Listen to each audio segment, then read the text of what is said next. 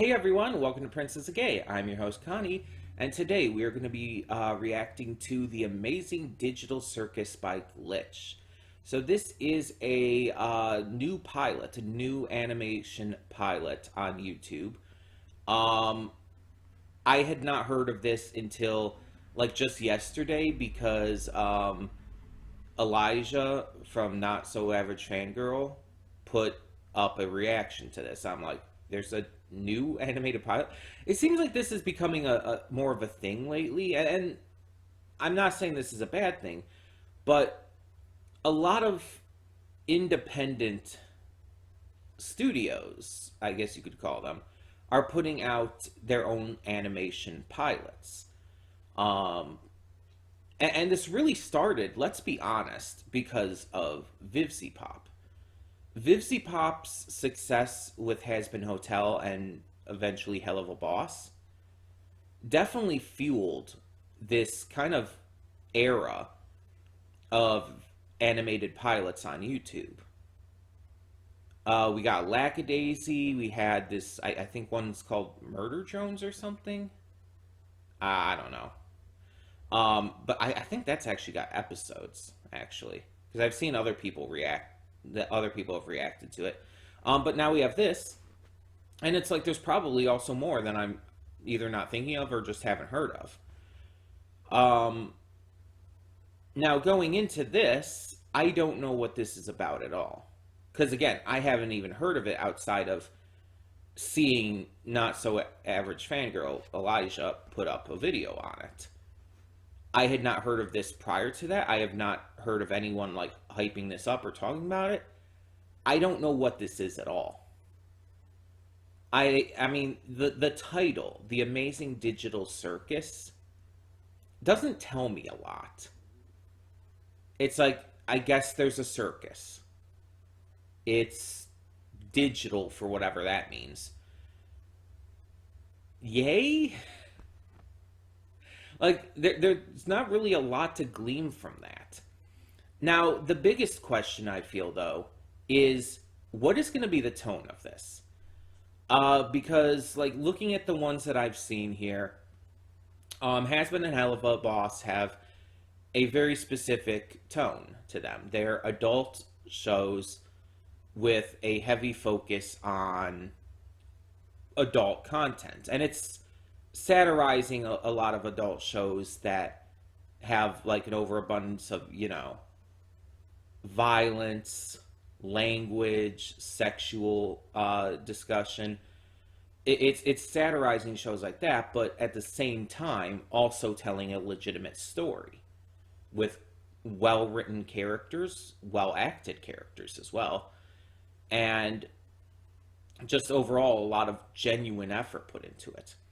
Then you have Lackadaisy, which is based off of a comic and has a more manic, energetic, and obviously, like 1920s feel to it.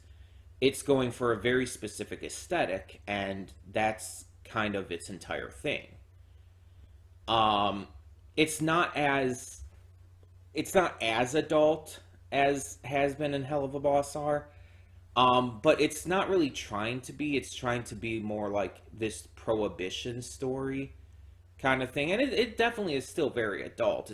It still has a lot of gun violence, for example, but it's just it's a lot more restrained compared to Has Been and Hell of a. But then you have this, and again, I don't know what to expect from this. Is this going to be very adult like that? Is it going to be something else? I don't know. Hell, for all I know, this one might actually be family friendly. That would be quite a twist. Because again, like I said, and like I keep stressing, I have never even heard of this. I had not heard of this being made. I had not heard of this being even a concept prior to seeing Elijah put up that video. I don't even like know how people like found out about this because I haven't heard about this anywhere. Not on social media, not anywhere. It's like I assume it just had to be kind of word of mouth. Like someone found out about it, someone saw that it was posted and just started sharing it around to others.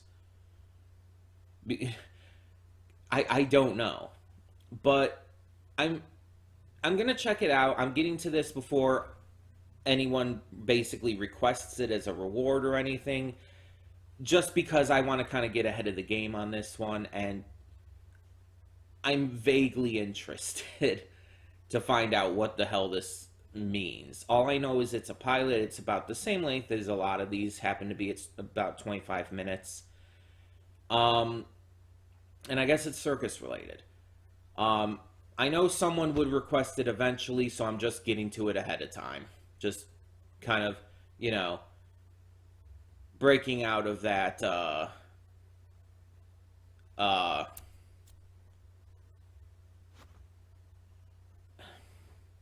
I hate it when I can't think of words. I'm breaking out of that I can't think of it. I'm getting ahead of the game. I'm getting ahead of the game. I'm making sure to get to it just right away, so nobody has to worry about it and everything. Um, but yeah, let's see what this is about, and hopefully my camera doesn't give me issues because it's been giving me some issues this morning. Don't know why, but yeah. Also, the lighting, if you're curious, a lot of cloud cover outside. It's been raining a lot lately, so yeah. Um, and with the camera giving me issues, I don't want to introduce another element to that by plugging in my light right now. So, let's just get to this and hope for the best. So when the screen fades to black, pause this redirect and go to the description below. Follow the link to the reaction, and after you watch it, come back here to the redirect and resume play. Because after it fades to black and then fades back in, everything from that point forward will be my afterthoughts and will contain spoilers to the pilot. So, that being said, thank you so much for tuning in, and I will see you at the reaction. And we are back, and we'll begin with spoilers in 3, 2, 1, now. This was a thing. Um, so, just right off the bat, if I had to place this with like the other pilots I've seen, um, it's better than Lackadaisy and Hell of a Boss's pilots, but not as good as Has Been Hotel. I'll say that off the bat. Um, Has Been Hotel, I actually just recently rewatched because of the news that it's coming in the series is coming in January, and you know the new clip that revealed a bunch of the voice actors that was shown off at Comic Con or whatnot. So I rewatched the pilot of Has Been Hotel. Still holds up, still really good. It's still definitely the best of these animated pilots I've seen by far. I would say that Hell of a Boss is still the worst. And the funny thing about that is that Hell of a Boss, the actual series, is actually still really good. But the pilot is shit. Um, but this is just kind of in the middle. Again, it's better than those other two, better than Lackadaisy and Hell of a Boss's pilots, but not as good as Has-Beens. Um, this seems to be, from what I gathered, all of these characters were human, except maybe Kang. All of them were human. They all put on this mysterious headset, like this gaming headset. And once they did, their consciousness was put into an avatar in this digital circus world. But they have no way of being able to exit. And if what they had said was correct, and that some of them have been there for years and all, then their bodies on the outside would either have to be on life support, or they're just dead. And even if they could escape, there'd be no way for nothing for them to escape to, pretty much. it would just be, yeah, they're gone. um, like I said, it gets very existential, which is not usually something I really enjoy.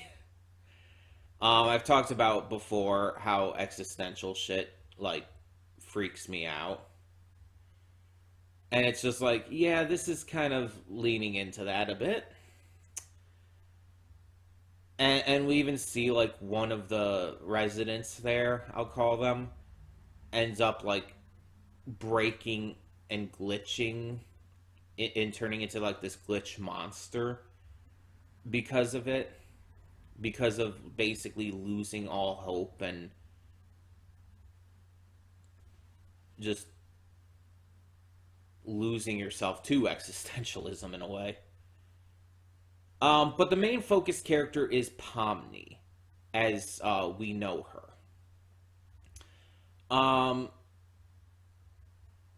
Pomni is someone who, again, just put on a headset and gets trapped there. She doesn't remember her real name. None of them do. And apparently, everybody tries to get out and tries to escape and is like freaking out and everything at first, but they kind of just eventually seem to accept it. Pomni is having a hard time doing so for obvious reasons and is trying to find a way out while also trying to eventually escape Kaufmo and everything, and just progressively going more and more insane. This is an idea. I mean, the concept of being trapped in a digital world is not new by any means. It's been done many times before. Probably the most notable example I can think of off the top of my head is Sword Art Online. Um, and it's very much implied that with what has happened to Kaufmo, and we can clearly see by the end when Kaufmo was put into the cellar by Kang, this has happened to a bunch of others. Like, this is not by any means the first time. Does this is that considered death of consciousness? Like, does the consciousness of the person who was put into there, are they dead at this point? Or is it, are they just like, have they actually just like gone insane, like genuinely insane, and they're still technically there, but you know, not really. I don't know exactly what it's supposed to imply there, but either way, it's pretty dark. Um, we have all these other characters in here. Kang is kind of like the ringmaster who doesn't actually seem to care. It seems like a facade that he's putting on. Um, in fact, I feel it's pretty likely that there probably is a way out, but he doesn't want to let anyone out, so he's refusing to tell anyone. And the exit door thing, if this is the case, the exit door thing with the one that Pomni kept seeing and everything, um, it comes across as more malicious if the truth is that Kang does know how to get out of here and is refusing to tell them. Because in that case, the exit door is literally taunting Pomni with the hope of getting out, with there not being any actual chance of it working and all. There's also, oh, excuse me. There's also the possibility that you could get out through the void, and that the reason why Kang stopped Pomni and took her out of the void was because it would get her out. But it's kind of unclear at the moment. Um, if this gets made into a full series, obviously things would probably be more explained then. But um, But from what we got here, Kang seems so extremely untrustworthy. Like, maliciously untrustworthy. Um, Especially with the fact that he handled Kaufmo by just, like, ignoring the problem and everything. Throwing him in the cellar and just ignoring it.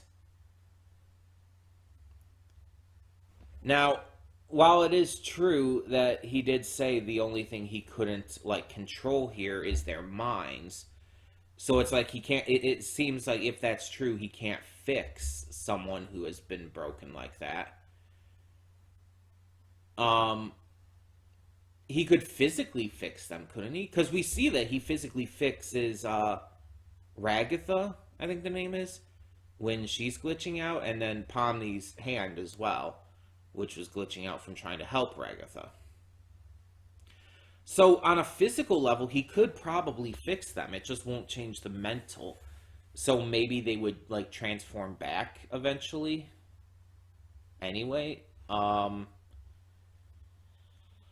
but yeah, this comes across as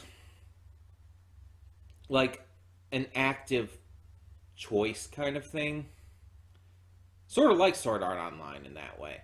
Like someone is purposefully choosing to keep them there, and everything kind of points towards Kang.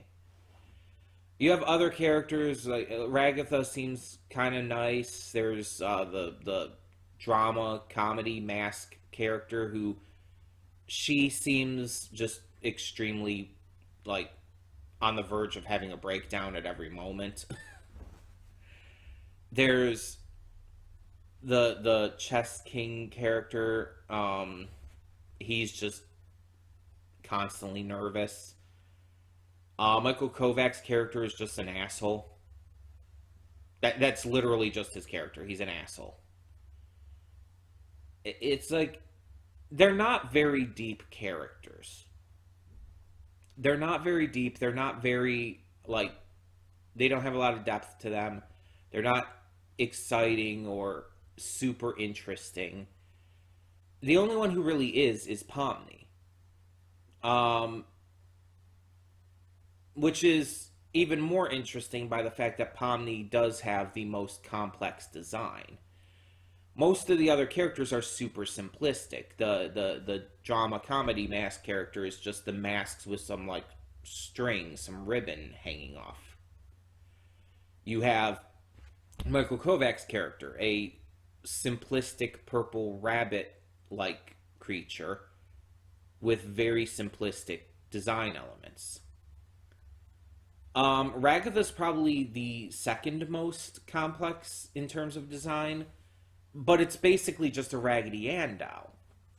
So it's more complex in the fact that there's more elements to it, to her, but less complex in the uniqueness and all. Pomni has more of a unique visual style. It's not based off of anything. Her design is not. It's not like super simplistic. It has a lot of elements, a lot of design choices, and feels more notable. Um, and for being the clearly main character, that makes sense. But there's also a lot of things that you kind of wonder about that if there's another reason. Like, why does Pomni of all the characters have more of a complex design? Do they like does their avatars as I've called them do they get more simplistic over time? I'm thinking probably that's not the case though because they were saying like the chess king guy he's been there the longest or they believe he has at least. Um, Yet he's not the most simplistic of the group.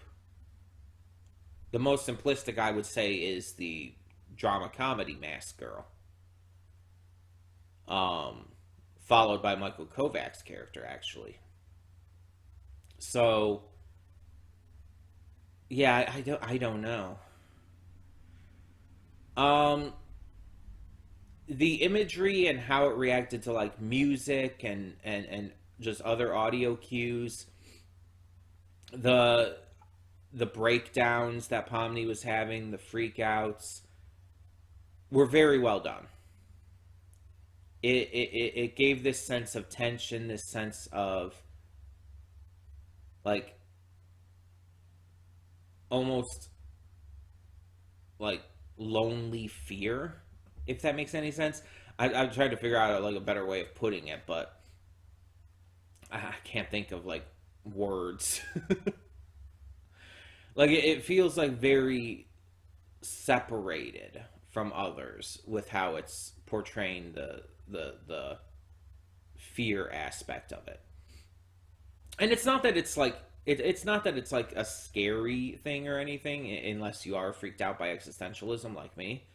But it's like it's not trying to be like a horror kind of thing.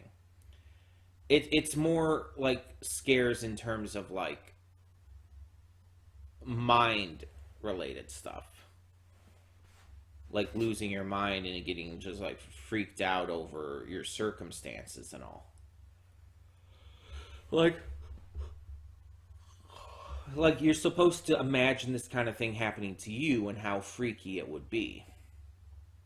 The idea of like getting trapped in like a video game world basically and being unable to really affect anything in regards to that. So, yeah, it was good, not great, but good. Um, Pomni was definitely the most likable. The least likable, surprisingly, wasn't Michael Kovac's character. You would think because he's again literally just an asshole. But I would say the least likable is actually Kang, um, because again he seems maliciously untrustworthy, and it's just everything like while watching this, like everything in my mind was like screaming at me. It's like that he is like dangerous.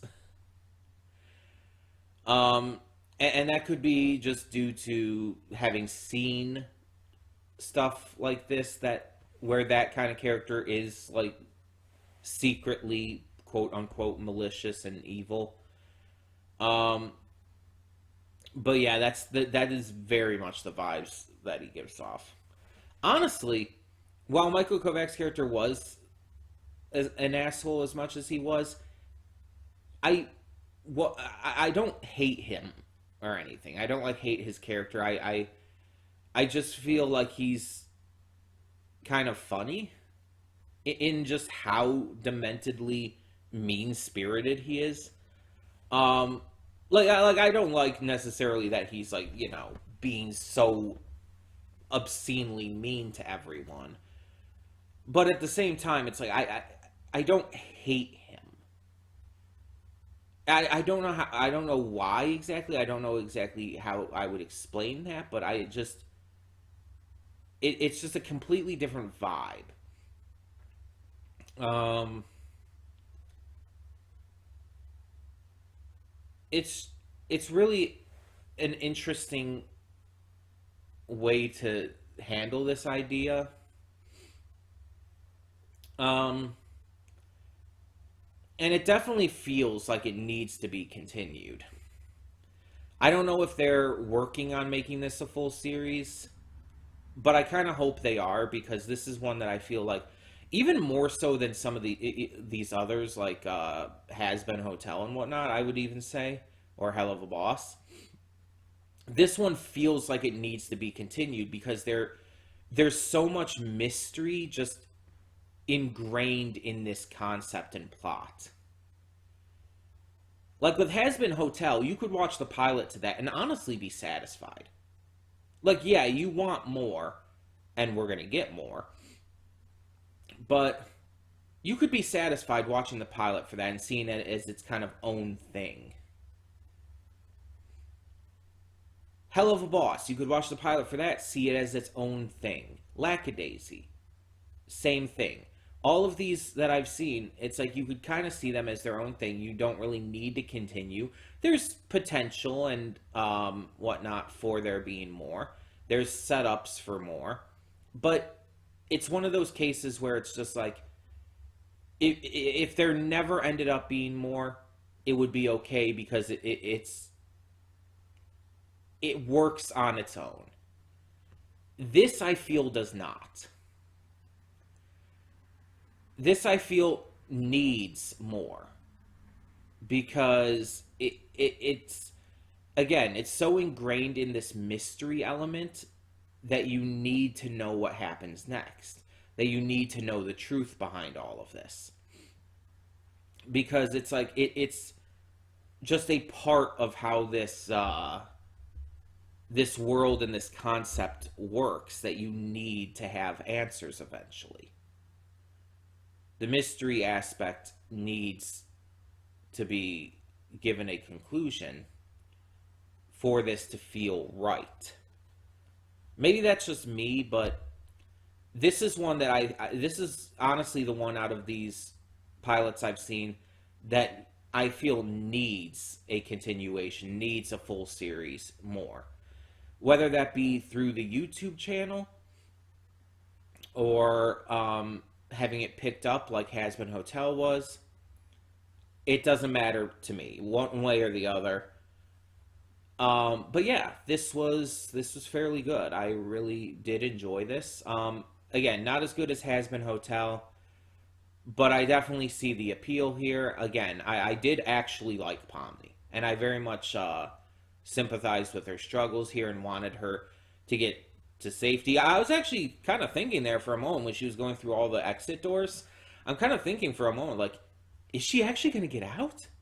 And when she eventually exited into the void, I'm like, wait, is she actually going to get out? Is this like the secret? Is the void the way to get out? Which I kind of think might be the case because Kang was so quick to go and stop her.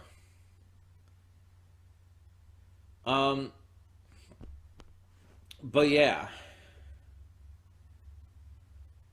I was genuinely thinking that for a bit, that was going to happen. It didn't, mind you, but I was kind of thinking like, okay, maybe the pilot's going to end with her getting out. And maybe like for some reason she has to go back in, or like that's just how the pilot ends and it's going to be like a one-off thing. But instead, nope. just nope. She continues to go crazier and crazier as she finds herself just more and more trapped than ever. There's some good humor in this as well, like some good jokes here and there. But yeah, just in general, I did very much enjoy it. And